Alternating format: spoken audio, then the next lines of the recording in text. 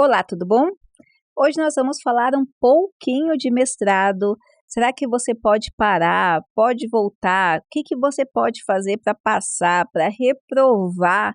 Existe tempo mínimo? Como que funciona? E nós vamos falar algumas peculiaridades do programa de mestrado e também do doutorado da pós-graduação stricto sensu no Brasil, que você deve considerar se você está pensando no mestrado ou se você está no mestrado ou já passou por um mestrado.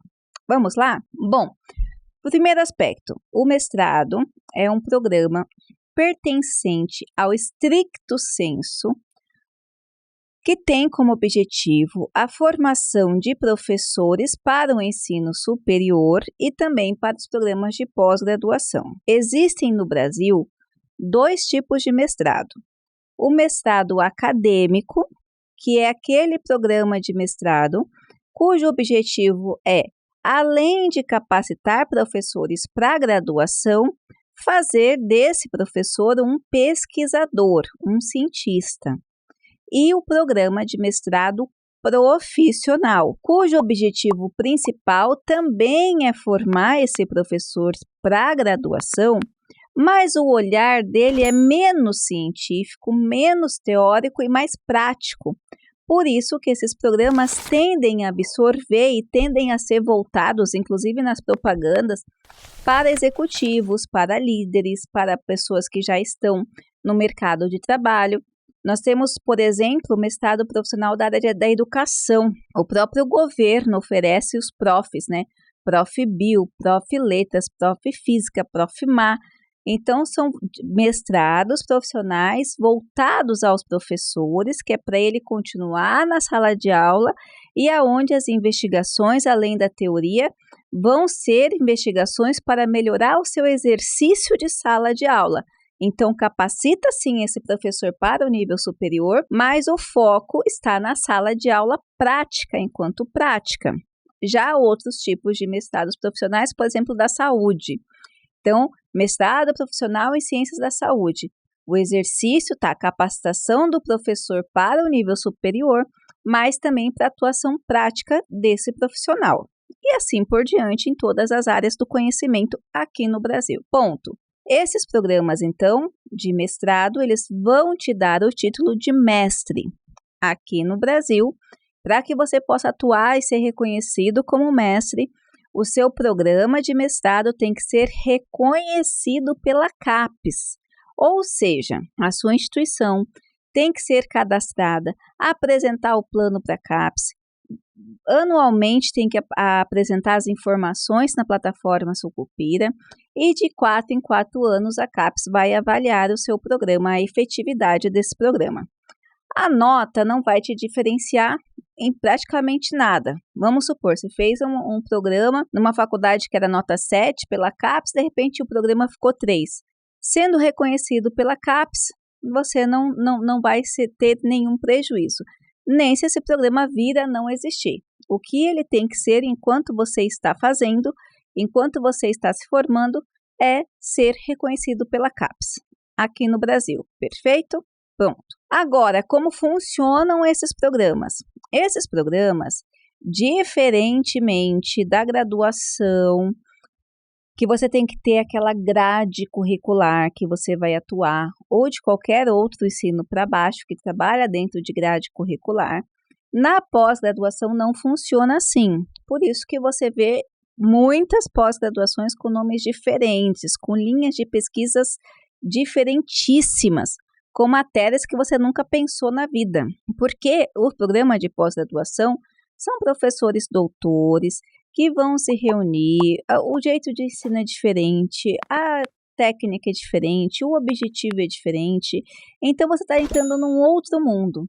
Então, esses professores mandam, né, comissão, coordenação, vão mandar essa proposta e a CAPES, dentro de um monte de outros de doutores, vão aprovar o funcionamento desse programa, que vai ter suas questões administrativas e técnicas, mas que vai ter essa parte do ensino e da aprendizagem todo especial, a parte diferente do que a gente conhece na graduação, por exemplo. Esses programas No Brasil, ele tem um prazo. Aí, todos os programas de mestrado. Aí, você não tem hoje ainda, tipo, esse mestrado aqui vai em 1 ano, esse aqui em 2 anos. Aqui no Brasil não tem isso, diferente da graduação.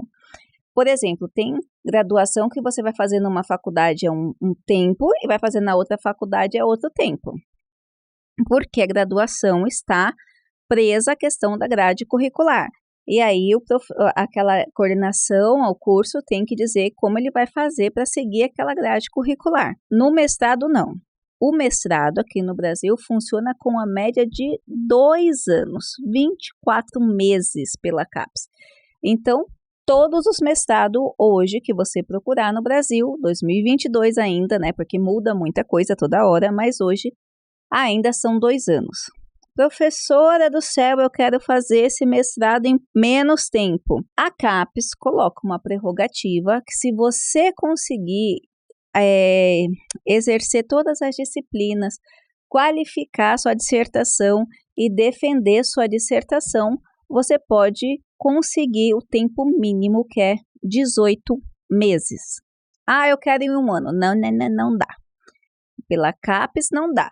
Existem até algumas instituições que fazem essa oferta, mas não são mestrados reconhecidos pela CAPES. Pela CAPES, o mínimo é 18 meses, a média 24 meses. Professora, aconteceu algum problema, eu preciso de uma prorrogação porque não deu tempo de fazer minha dissertação. O máximo de 30 meses. Então, vamos lá. Todos os mestrados, o mínimo 18 meses. O tempo médio, 24 meses, que é o que todas as instituições apostam. E o tempo máximo, se não deu mesmo, 30 meses, você vai ter que entrar com requerimento. Se for particular, você vai ter que pagar. Se você tiver bolsa, você vai ter que ter o requerimento da bolsa e o aceite para você continuar recebendo. Mas é bem difícil, eles não gostam porque o programa perde pontos. E isso vai prejudicar o programa com relação às verbas depois. Então, você tem esse cenário. Professor, eu quero trancar. Isso você pode fazer durante um período de 6 meses. Então, eu quero trancar esse semestre, não quero, depois eu volto. E aí, você tem essa brecha legal para você conseguir prorrogar um pouquinho mais de prazo, caso você tenha tido algum problema para ingressar. Professora, não deu mesmo. Como que funciona?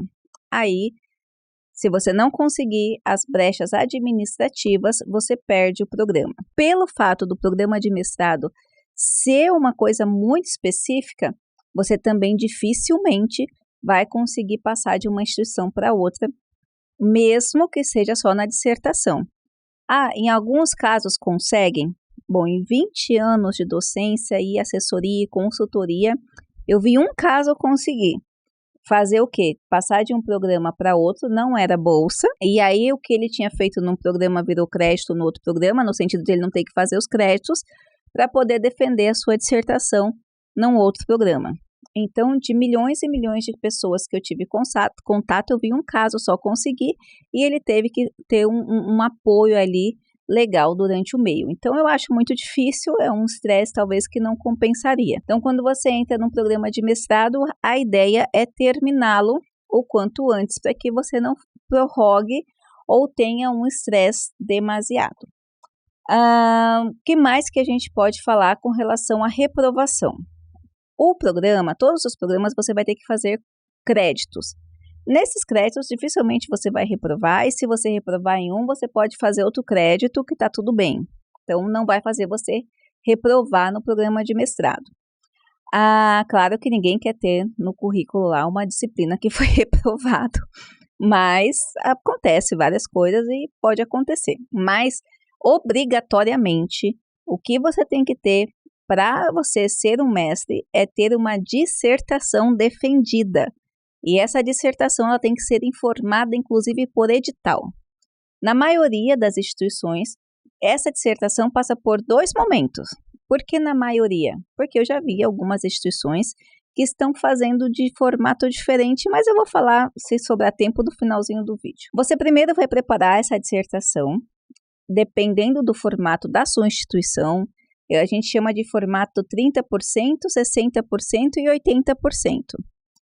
Que é assim, O formato 30% é como se fosse um projeto de pesquisa com o primeiro capítulo teórico e você defende para ver se a banca aprova. O formato 50%, 60% é aquele que você coloca toda a sua base da dissertação e a metodologia que você vai aplicar com as ferramentas válidas, tudo, e passa pelo processo da defesa. E aí, da qualificação, desculpa. Aí os professores vão dizer se você está apto ou não para continuar essa pesquisa. Em alguns casos, a instituição pede 80% a 90%, que daí já é praticamente a pesquisa feita, e você vai apresentar para a banca nesse momento da qualificação. Nesse momento da qualificação, você vai apresentar a sua dissertação e ver as contribuições que esses professores têm para que você possa concluir o seu trabalho. Esse é o momento mais desgastante, é realmente o momento mais tenso do mestrado, porque você vai estar apresentando o trabalho para 3 professores, 2 deles são da casa, um deles não é da casa, você provavelmente nunca viu na vida, e você vai levar uma chibatada, porque isso é clássico, toda qualificação tem que levar uma chibatada.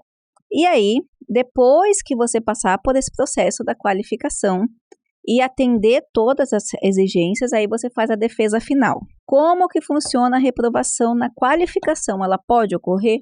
Pode ocorrer. Nesse caso, geralmente a banca vai te dar de 30 a 45 dias para você refazer seu material e reapresentar. No caso da defesa final, também pode ocorrer a reprovação, é muito difícil, o seu orientador tem que ser muito ruim, o seu trabalho tem que estar muito ruim para te defender, reprovar no material final, e aí você vai ter um tempo, 30 também, 45 dias para apresentar o material satisfatório, o que fica bem complicado para o aluno conseguir, mas também eu já vi alguns casos que até que consegue, meio que ficando louco, mas consegue. Bom, pessoal, falamos um pouquinho sobre mestrado, algumas peculiaridades que a gente não encontra fácil por aí. Procurei trazer informações que realmente ficam mais entre linhas, o aluno pena um pouco para aprender e estamos à disposição. Não esqueça de deixar seu comentário, se inscrever no canal, compartilhar esse vídeo. Um grande abraço e até a próxima!